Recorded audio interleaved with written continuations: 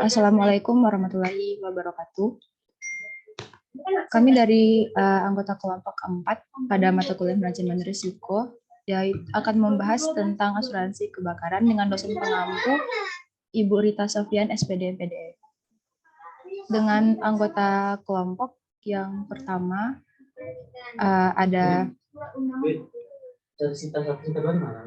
ada saya sendiri dengan Sylvie Yuta Putri dengan NIM blok 053020. Yang kedua ada Putri Yolanda dengan NIM blok 053105. Ada Kisnatul Korea S dengan NIM blok 053040 dan ada Dani Inzaghi dengan NIM blok 0053077. Untuk materi pertama yang akan dijelaskan oleh Kisna. Kepada Kisna dipersilakan. Baiklah, terima kasih kepada moderator. Selanjutnya materi yang pertama yaitu asuransi kebakaran. Asuransi kebakaran adalah salah satu bentuk produk asuransi yang menjamin kerugian dan kerusakan akibat terjadinya kebakaran atau risiko perluasan menimpa objek pertanggungan. Asuransi kebakaran ini juga memberikan pertanggungan kepada harta benda berupa gedung atau bangunan rumah, kantor, hotel, pabrik, toko, dan lain-lain terhadap kemungkinan kerugian yang disebabkan oleh risiko kebakaran, kejatuhan pesawat terbang, sembaran petir, dan peledakan dan asap. Meski begitu, ada sejumlah aset yang tidak bisa dijaminkan. Aset-aset tersebut antara lain barang titipan atau milik orang lain, logam mulia, perhiasan, barang seni atau antik, naskah, desain, gambar pola, model, cetakan, saham, obligasi, surat berharga lainnya, uang perangko, cek, materai, buku, catatan usaha, catatan sistem komputer, kendaraan bermotor, kendaraan alat-alat berat, lokomotif, pesawat terbang, serta kapal laut dan sejenisnya. Next.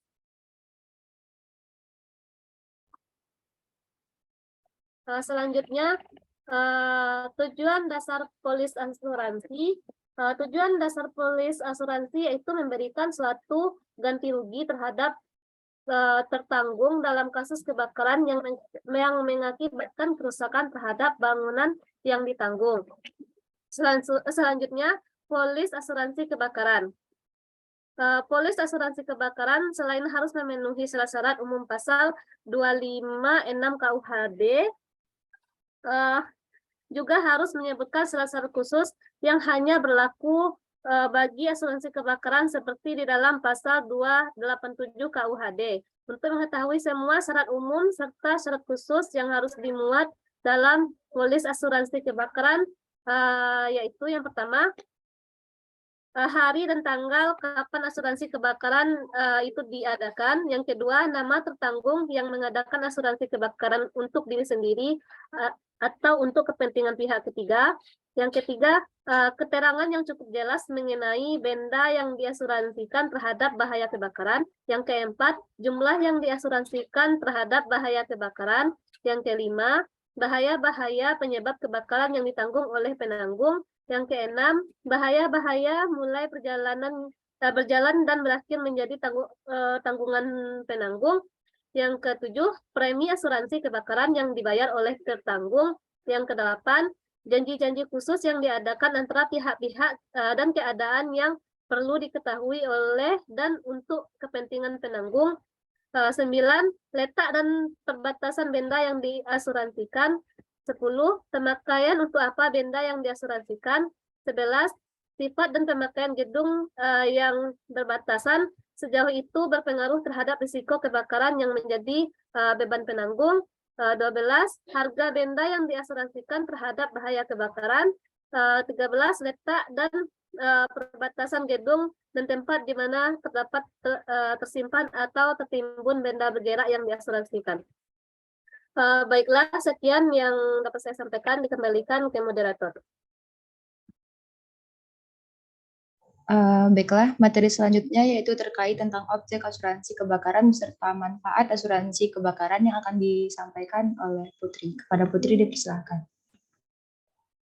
Baik, terima kasih kepada moderator. Selanjutnya yaitu objek asuransi kebakaran. Objek asuransi kebakaran yaitu benda yang menjadi objek asuransi berupa benda tetap seperti bangunan, rumah, pabrik, dan benda bergerak seperti kendaraan bermotor, kapal, serta benda bergerak yang terdapat di dalam atau sebagian dari benda tetap yang bersangkutan. Rincian dari benda objek asuransi kebakaran yang dicantumkan dalam polis, apa yang diasuransikan dan berapa jumlah yang telah diasuransikan. Kemudian dari keterangan yang barusan saya sampaikan tadi, benda objek asuransi kebakaran ada hubungannya juga dengan risiko yang menjadi tanggungan. Risiko tersebut menjadi dasar penentuan jumlah premi yang wajib dibayar oleh tertanggung.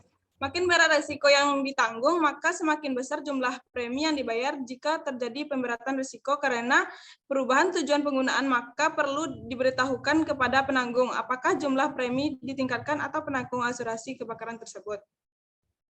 Kemudian next. Manfaat asuransi kebakaran. Pertama yaitu bila aset yang tertanggung. Maksudnya yaitu apabila aset yang tertanggung adalah rumah tinggal dan terjadi musibah kebakaran, maka aset tersebut akan mendapatkan proteksi dari risiko yang terjadi. Selain itu, jaminan asuransi kebakaran dapat diaplikasikan pada barang-barang yang ada di dalam rumah. Hal ini tentu akan meringankan beban pemegang polis karena kerugian dapat diminimalisir dengan baik. Selanjutnya itu tempat tinggal sementara untuk pemegang polis. Maksudnya yaitu selain jaminan proteksi terhadap harta benda, manfaat asuransi kebakaran juga meliputi tempat tinggal sementara untuk pemegang polis. Jadi ketika rumah yang ditempati mengalami kebakaran dan harus direnovasi atau mencari tempat tinggal baru, maka pihak asuransi akan menyediakan tempat tinggal sementara. Sehingga pemegang polis tidak perlu khawatir mencari tempat tinggal sementara saat aset mengalami musibah kebakaran. Selanjutnya itu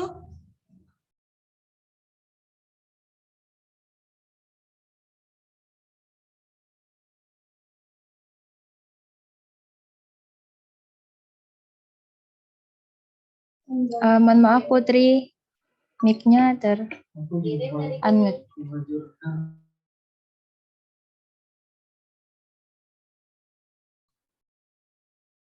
maaf tadi dari mana itu ya ter-unmute-nya?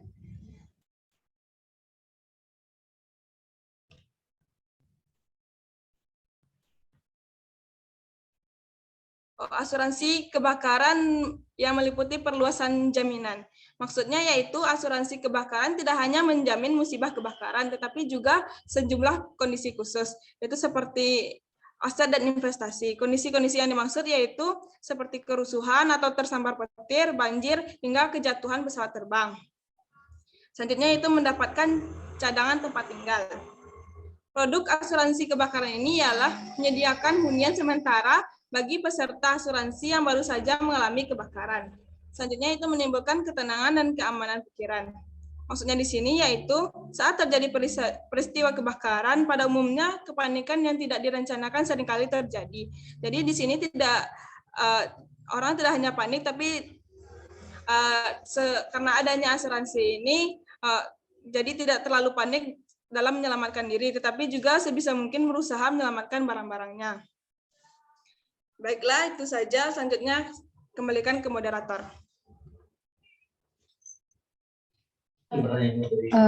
Baiklah, materi selanjutnya itu terkait tentang produk asuransi kebakaran. Yang pertama itu terdiri dari asuransi umum BCA atau BCA Insurance, mengklaim memiliki sejumlah keunggulan di produk asuransi kebakarannya, yaitu premi yang terjangkau dan kemudahan pembayaran premi asuransi melalui auto debit rekening. Di samping itu, keunggulan produk asuransi kebakaran di BCA Insurance antara lain proses yang mudah dan cepat tanpa survei, seperti untuk rumah yang berada di komplek perumahan dan jalan depan rumah dapat dilalui 2 mobil penumpang, serta pilihan jaminan perluasan yang dapat disesuaikan dengan kebutuhan untuk memaksimalkan perlindungan. Yang kedua ada asuransi Allianz Utama Indonesia, memiliki produk asuransi kebakaran bernama Rumahku Plus House Owner yang memberikan perlindungan untuk bangunan termasuk dinding, atap, lantai, garansi, dan pagar rumah tinggal. Selain itu, Allianz juga memiliki polis kebakaran bernama Rumahku Plus Householder, memberikan perlindungan untuk isi bangunan tempat tinggal, termasuk peralatan elektronik dan furnitur di rumah tinggal. Kita bisa memilih salah satu atau keduanya sekaligus sesuai dengan kebutuhan kita. Yang ketiga ada asuransi AZA, Asuransi Umum AZA Indonesia memiliki produk AZA Smart Home yang menjamin risiko kerugian atau kerusakan atas bangunan beserta perabot rumah tangga dan barang-barang berharga. Di samping itu, jika rumah kita tidak dapat dihuni akibat kerugian atau kerusakan dan kita harus mencari tempat tinggal sementara, produk AZA Smart Home akan mengganti biaya akomodasi tersebut. Yang keempat ada asuransi Adira. Asuransi Adira ini memiliki produk bernama asuransi rumah tinggal. Asuransi ini memiliki dua paket bernama paket maksimum dan paket standar. Paket maksimum menjamin hampir semua risiko dan paket standar hanya menjamin beberapa risiko. Selain itu, keunggulan asuransi rumah tinggal dari Adira Asuransi adalah kita dapat membelinya secara online memiliki website Adira.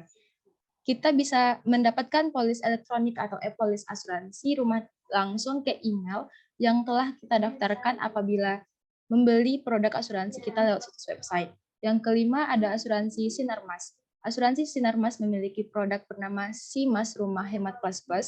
Asuransi ini memberikan 7 jaminan tambahan yang memberikan penggantian atas kerugian yang terkait dengan yang pertama kecelakaan diri, yang kedua biaya pengobatan, yang ketiga tanggung jawab hukum pihak ketiga, yang keempat biaya tempat tinggal sementara, biaya pembersihan puing, dan penambahan objek pertanggungan dan pengabaian penilaian pertanggungan. Demikianlah materi yang dapat kami sampaikan pada kesempatan kali ini. Apabila ada kata-kata yang salah dalam penyampaian materi, kami mohon maaf. Saya akhiri dengan wassalamualaikum warahmatullahi wabarakatuh.